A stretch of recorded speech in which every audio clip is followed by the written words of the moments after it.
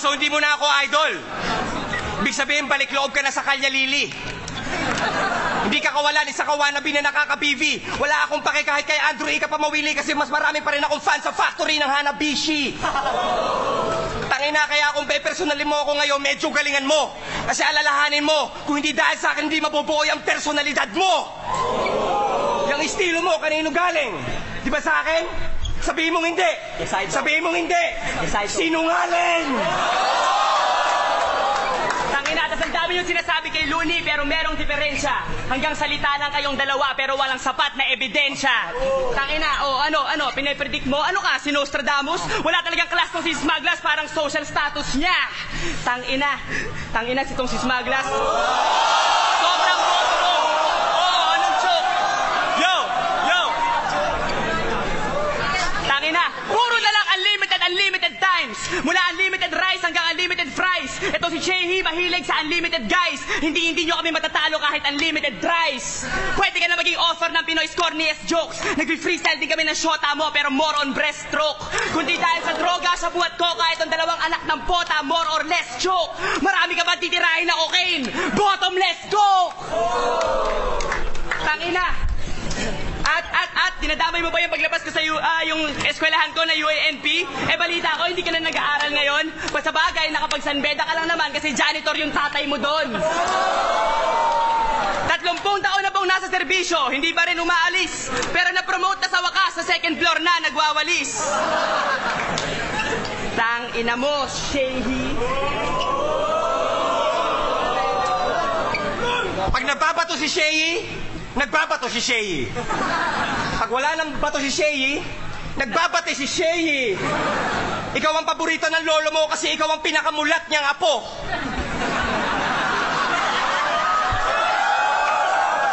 Pangalan ng lolo niya, Bernardo Carpio. yung una nagtulak ng bato. Itong batang to, laging nakabato palagi. Yung tuter nakadikit sa labi, parang magnet. Bato balane. Tangina, nagtataka lang ako. Tanong ko lang kung bakit pag nakakarinig ka, tumitingala ka pag bato-bato sa langit. At pag nagbabato-bato, pick palagi ka na ng bato, kakabato mo, pati manager mo nagkasakit na sa bato. At mukhang makukuha pa sa ninyo ang 150K. Tangina. Yo! Ito ang si Shehi. Hindi nyo matitikman ang tagumpay kapag ang apoy ay nasilaban. Itong si Ilong at si Mata hanggang amoy at tingin na lang. Hindi nyo mahuhulaan ng panahon. Walang pag-asa, walang silbi. Ang payo nyo sa bagyo na to kahit handa ka.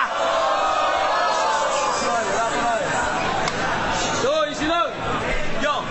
Kasi basikat ka pa lang. Sunrise! Pero bigla umulan. Bad vibes! Tali-anig, maamin na kasi yung grand prize para hindi na sayangin ng mga allies ni franchise. Kayo ipang sasabo nyo lang kasi mga adik kayo na pasimple. Kami ipang gagawa namin ng album at mamimigay pa namin ng libre.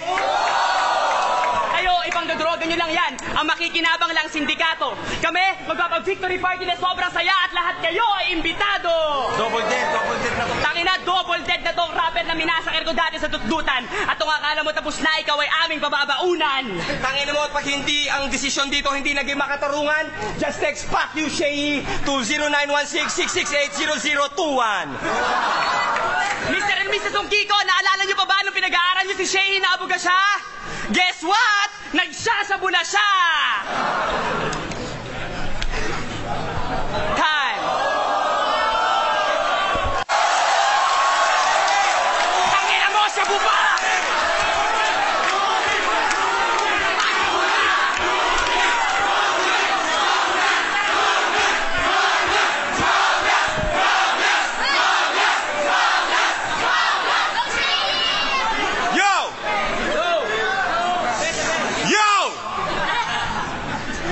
Sabi na nga ba, magkakampi yung bading at bakla.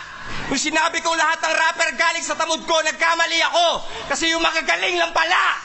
At tangina, tinitira mo yung Amerikana ng mga gago. Palibasa, makakapagsuot lang kayo nito pag sa laundry kayo nagtrabaho. Sa wakas, makakaranas na sila Smaglas ng malalakas na hagupit. Mga nakakaharap kasi namin ni Abra kadalasan malupit. Ito mabenta lang to sa mga isip bata, palibasa, makulit. Sa sobrang laki ng ilong niya, parang kalabasang maliit. Basta kakatawa pa siguro yan, lalo na kung may nunal pa.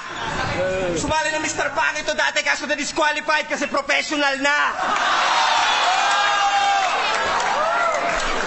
Ang yayabang nyo na agad, wala namang bilang yung mga natalo nyo. Paano nyo sasabihin kayo yung karapat dapat walang kahirap-hirap yung mga panalo nyo? Yung una namin na kalaban, Comedy! sarili po nilang hometown. Pangalawa namin na kalaban, Comedy! sino? Sila Soulja Boy at Chris Brown? Pangalawa namin na kalaban, Novelty! Crazy Mix at si Basilio. Yung mga pangalawa nyo na kalaban, sino? OMG! Mga sidekick lang ni Miko, sa'yo pa nang galing mismo. At akala mo hindi namin mabibisto yung mga gimmick na skitso? Sabay-sabay mag-practice, nag-iimbento ng mga info? Pinagtutulungan kami na mailibing na sa nicho para sa finals, hati-hati na ng tigli 50,000? King ina nyo, si Chief nyo! Kahit mag-team SSS pa kayo, schizophrenia, smugglers at sidekick, madudurog lang kayo sa panagtasan at mind trick ng mga maangas na sidekick na masasapa sa kataan na pinakamatalas na ice pick. Go! Boy! Sobrang bobo ni Smugglers. Akala niya, nagtatang twist siya, pero hindi niya alam ang spelling ng tang. Sige nga, ano spelling ng tang? Tang ina mo, hindi mo alam. Tinabak-tabakan ko na to dati, ikaw, sasabatusin na lang. Yung lintek na malatek na ng mga technique ni Smugglers ay peke, parang duplika lang. Kinokopy yung saktong flow ni Tech 9, tas tatagalugin niya lang. Dinadaan mo lang sa bilis para ka snatcher dun sa rekto. Puro ingay na walang laman, parang lata sa tumbang preso. Hoy, hoy, hoy, pukay ng ina mo, ubod ka ng fake. Puro puta peta yung bumubuta sa page. Mamatay ka sana sa bangungot o sa edge. Magpataya ka na lang ng ending, kaya ka lang naman nag-trending kasi nahulog ka sa stage.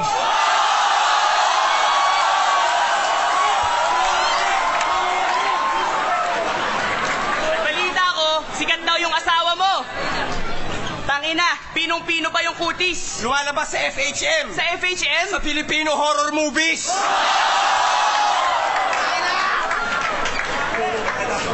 Ina. Tapos, in love na in love ka sa kanya, pero bakit mo siya pinaglololo ka? Sabi mo nagpa-practice lang kayo ni Shehi, pinagmumukhang bobo mo pa. Di ba dun sa rest house? Sa pinto ng rest house sa Bataan, nakasalubong pa kita? Di ba dun sa pinto ng rest house sa Bataan, nakasalubong pa kita? May kasama kang dalawang pokpok, mukha pang katulong yung isa? Kaya paano kapag kakatiwalaan ng sandamakmak na mga napili mong kasama kung hinuhudas mo na nga pati sarili mong asawa? Two-timer na double timer. Tatatatatang inamos magla sa tanga-tanga at katawa-tawa silong katakataka. Isa ka manggagain na nakaya mandaya at tatapakan na katatarga makakasa ka ba? Makinig ka na mabuti para lamang kung sino nga sa atin ang pinakamabilis. Hanggang wala ka ba sarili mo sino wadiri ko hindi mo ka pwede may matis. Lahat ng barat mo, mga nanako mo at yan ang ginawang pang-hype. Supot lahat ng bara mo kapag binabagan to tarantado para kakaiba lang pag-live. At para masumikat na binata na birata makilala bukod pa sa nagawang pag-bite. Alam ko magaling ka mag-freestyle pero tangin na ka magaling ka rin pala.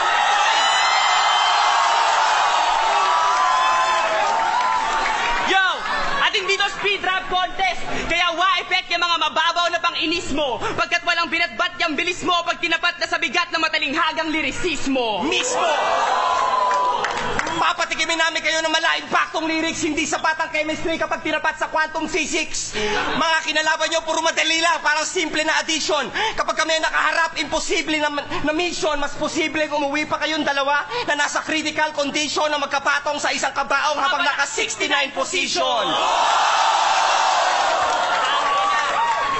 At nag-apply ka daw dati sa call center, hindi na ako magtataka. Tangina, sa gwardiya pa lang, hindi na nakapasa. Kung ako sa'yo, doon ko na lang magtrabaho sa call center ni Boss Kyle. Alam mo na kung ano posisyon mo doon? Dog style! Time! Ay, okay, opo. Time!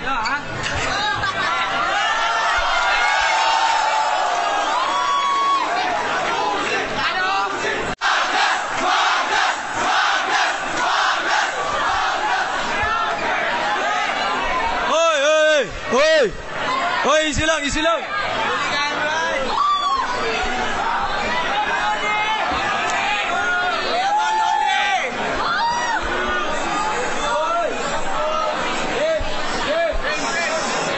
Yo!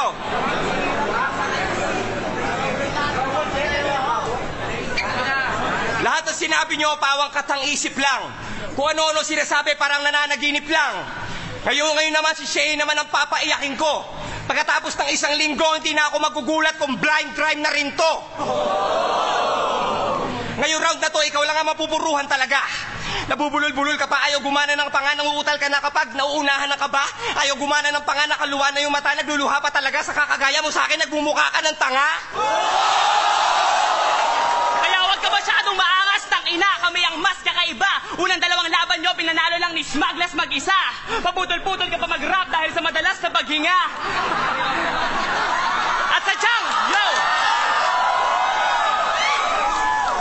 At sadyang, binabagalan lang niya yung mga freestyle niya para hindi lumabas na kabisa. Tangina, anong rap and flip music? Bakit? Flip music ka ba? Nakapag-record ka lang 2 beses, akala mo flip music ka na, kahit mag-tumbling ka ba, baka kumakanta, hindi ka magiging flip music. Tanga! Pag nawawala ng panty sa bahay nila, suspect tong batang to. At madalas ka lang naman nakavine kasi sakto sa korte ng baba mo. Yung pagka-loser mo sa JRU, dala mo pa hanggang San Beda. Naging flip-top, rapper ka na't lahat, binabastos ka pa rin sa eskwela. Kaya nagpapakagangsta na lang sa bahay, ang lakas magpatugtog. Huling nakasuntukan naman ito, ate niya, tapos siya pa yung nabugbog. Tangina mo, mahina ka, dapat di ka na sinali.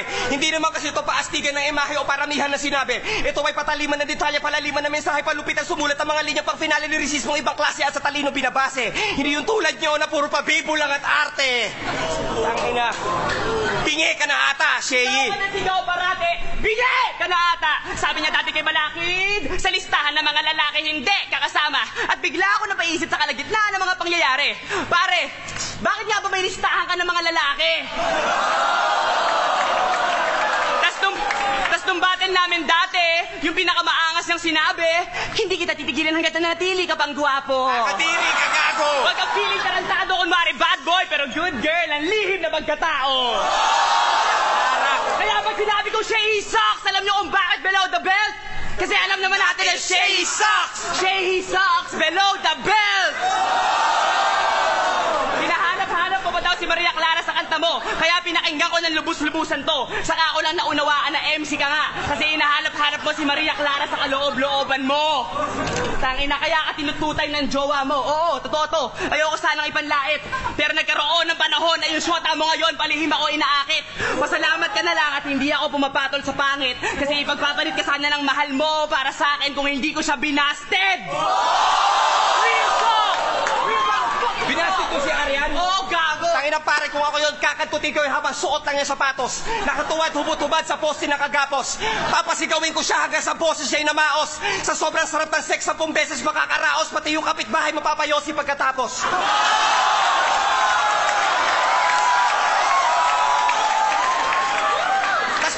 Tapos papadila-dilaan ko kay Arian De Leon ang aking sorbetes.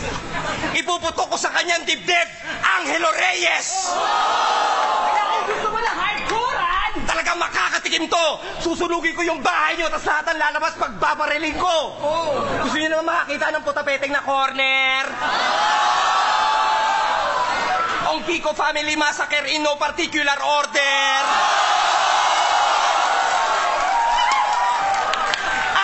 Tatay at nanay mo ang una kong ibibitay. Tapos susunod ko yung kuya mo na tulak, ipapatumba ko yun kay Binay. Tapos yung dalawang ate mo na puro na lang pakikay, pukin ang ina, ipapagangbang ko sa buong barangay Tibay.